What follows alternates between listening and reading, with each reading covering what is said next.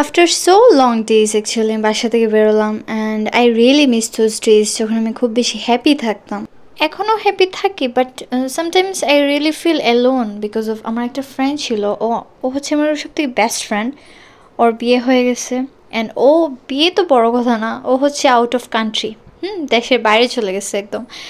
না হলে হতো কি আমরা ফ্রাইডেতে, স্পেশালি ফ্রাইডেতেই বেরোতাম, জাস্ট এমনিতেই করতে বেরোতাম বা ফুচকা খেতাম, আড্ডা হতো, ভালো লাগতো সময়টা। এখন তো ও নেই আর আমার আসলে আর বেরোতেও ভালো লাগে না একা একা। তো যাই হোক, এটা হচ্ছে আমার আজকের সলো ডেট। বেসিক্যালি অনেক দিন আসা হয় না আর্কেডিয়া, আর হচ্ছে পুজোর যে শপিংয়ের বিষয়টা সেটা পারপাসে আসলে বাসা থেকে বেরোইছি, আদারওয়াইজ বেরোতাম না। আর এখন আর্কেডিয়া থেকে বের হয়ে চলে যাচ্ছি কুমারপাড়া যেটাকে বলে, ওইখানে। তো যাওয়ার পর আমি কয়েকটা শপিং মল দেখলাম, লারিব, ইয়েলো। আমার কাছে তেমন ভালো লাগেনি, আর ভালো লাগলেও এগুলোর প্রাইস অনেক অনেক এক্সপেন্সিভ, নট রিজনেবল। তারপর আমি অ্যামরেলাতে আসলাম, তো দেখি আসলে কি পাই।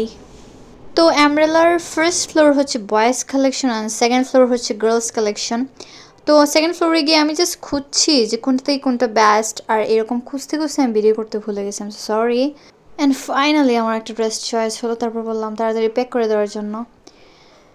তো দিস ওয়ান, আচ্ছা পরে হচ্ছে ভিডিও করে দেবো ড্রেসটা কেমন, তোমরা সবাই জানাবা, ওকে?